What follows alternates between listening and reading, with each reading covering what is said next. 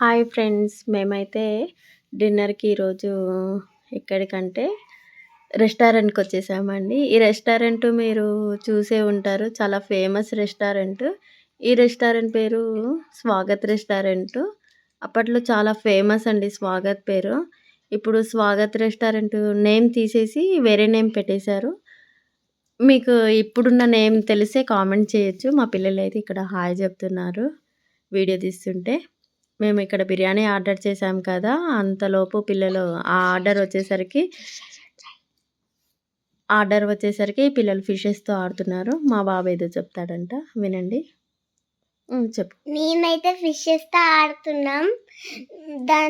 మా అక్కకైతే ఫిషెస్ నచ్చినాయంట బాగా.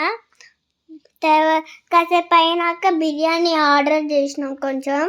తర్వాత క్యాష్ తీసుకున్నాం. తర్వాత బిర్యానీ వచ్చింది. అవునా?